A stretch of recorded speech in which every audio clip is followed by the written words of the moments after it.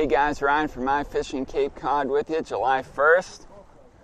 We're going to be heading out tuna fishing today with a crew from the website. We've got Tolliver, Scott, Mike, and Boyko.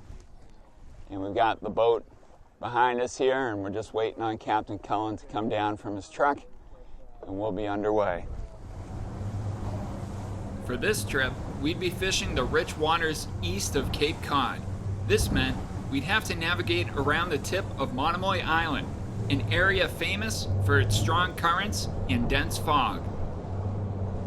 It's a foggy day out here.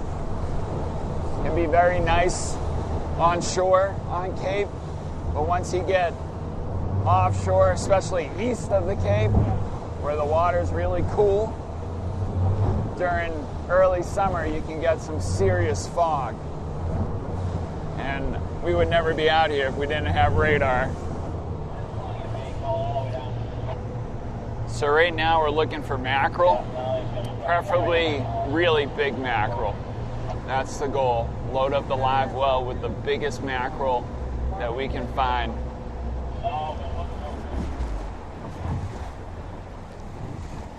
Marking a few? See. Mackerel will often swim in schools containing thousands of fish. They can be caught throughout Cape Cod and the islands by jigging with Christmas tree rigs and sabikis. I think I'm gonna go back up, Cullen. The range of mackerel extends from Canada to North Carolina, and during the winter, they swim all the way to the edge of the continental shelf where the water is warmer. Is this the first time you've caught mackerel, Boyko? Yeah. Nice. Mackerel can live for over 15 years and reach 2 feet in length. They are an important food source for bluefin tuna, striped bass, whales, and many other species. That's a pretty good size one, Tolliver. Monster. Mackerel are not always easy to find, but fortunately during this trip, it only took us about 30 minutes to catch enough for bait. Yeah. You doing work up here. Bloody. Yeah. Very bloody up here. Getting it done.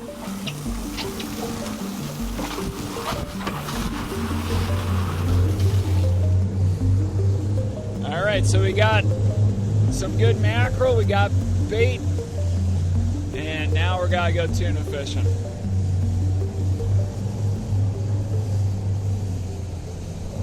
It's a little tough right now because it's so foggy, but between moving around and talking to other guys on the radio, hopefully we can find the life and eventually get on the tuna. At 8 a.m., the fog cleared and the sun broke through, and with the better visibility, we were able to find the life.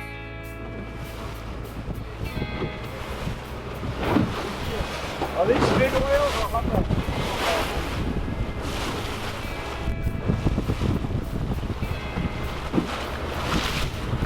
Lots of life. We've got whales all around the boat right now. A couple guys hooked up. Lots of whales. Can hear the whales.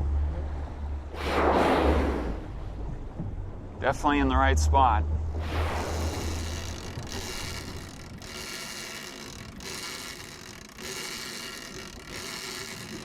We just marked 3 or 4 tunas, and we just got a mackerel out. We just got to fish 1 rod right now, and God willing, we'll get a bite.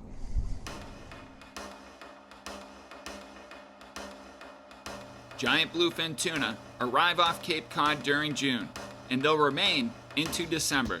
They are the largest tunas in the ocean, and we were all excited to see what would happen next. When fishing for giant tuna, it's not unusual to wait hours and sometimes days for a bite. However, on this trip, we did not have to wait long. Just engine noise and like a rigging table. Oh, that way, that way.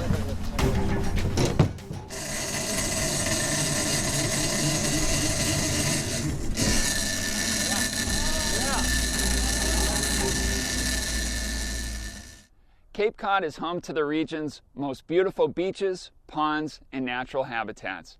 As anglers, we often find ourselves fishing in these special spots.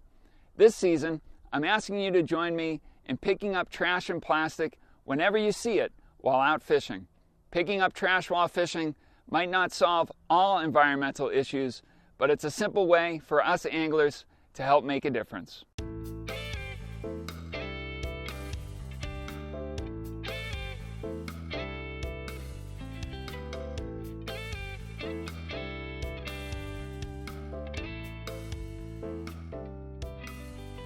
Welcome back to the Goose Hummock Shops. Today I have store manager Danny Jones with us. Danny, thanks for being part of today's show. Oh, thank you. Well, you're welcome. Glad to be here.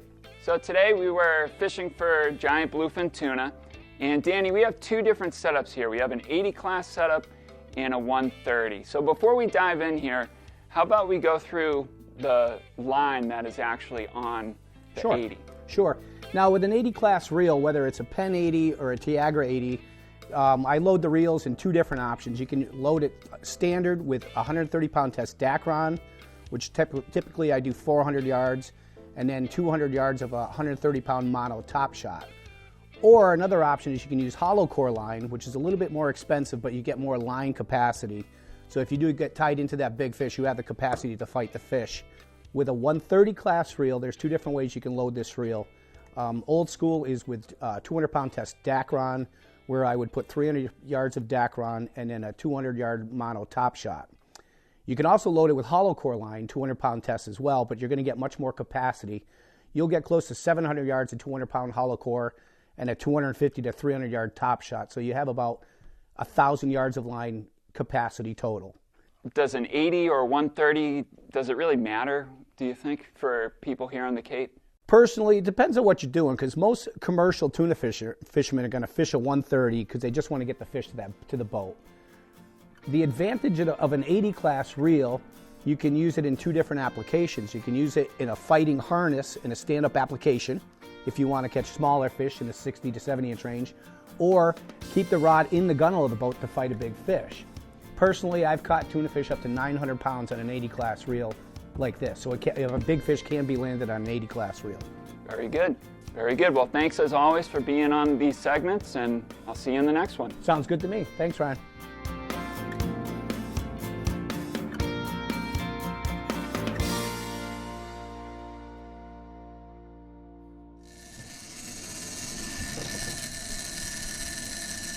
Welcome back to My Fishing Cape Cod TV. Right now, we're hooked up to a giant bluefin tuna with Colin Lundholm of Cape Star Charters and a group of members from My Fishing Cape Cod. The drag was screaming as the tuna took off on its initial run. The next step was to move the rod to the bow of the boat, where it would be easier to fight the fish.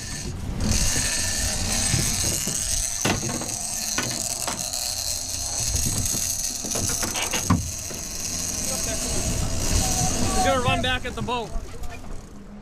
Let the rod swivel. Let the rod swivel. Big fish, big fish.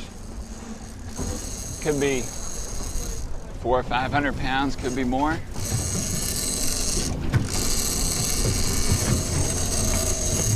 Even with the rod in the gunnel, reeling in a bluefin tuna is still taxing on the body. Every so often, we would switch off so everyone would get a chance to fight the fish.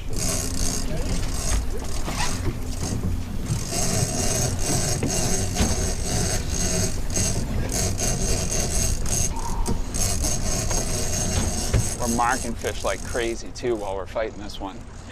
There's a lot of tuna around.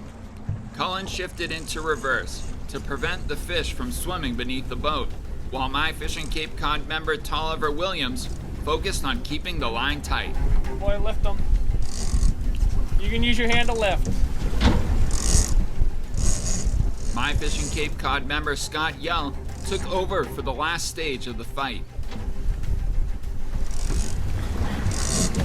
Stay on that rod. You're staying on the rod.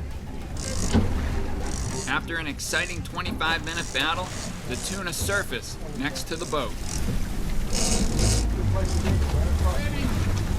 Blanco, back off the bow. Tell me if I can stick them. Cullen got ready to harpoon the tuna. Here you go. Turn back up. Ryan, get on the wheel. No. Watch your feet. Get over the other side. Give me the gaff. Gaff. A gaff is then used to lift the tuna's tail from the water. Boys, tail rope, black tail rope.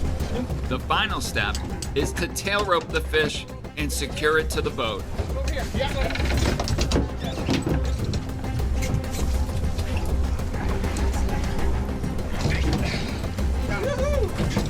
Tail roping a tuna can be dangerous, and it's not unusual for the fish to go berserk next to the boat.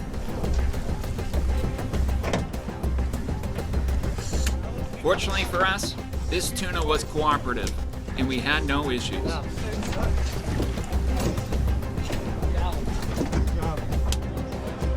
We started marking tuna on the sonar, so we set another bait and quickly hooked into another bluefin. That was 70.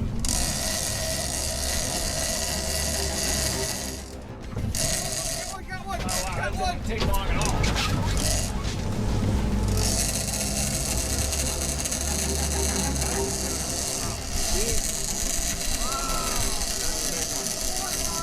This fish was pulling hard, but after 25 minutes, we had the tuna next to the boat.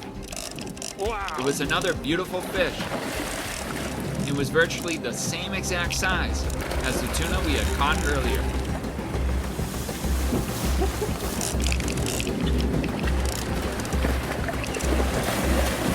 Putting on a show. Well done, David.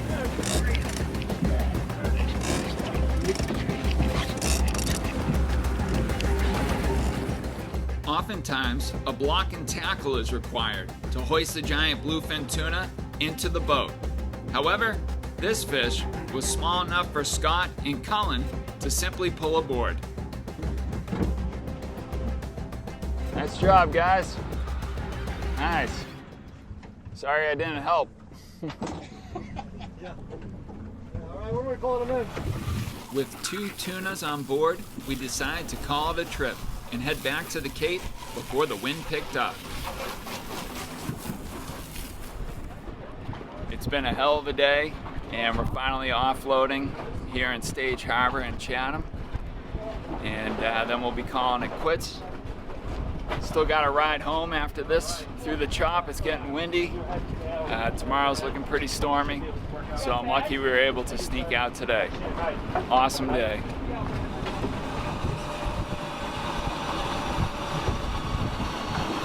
Both bluefin tuna were 80 inches long and weighed around 300 pounds. The fish were sold and likely served as sushi at a restaurant here in the USA or overseas in Japan.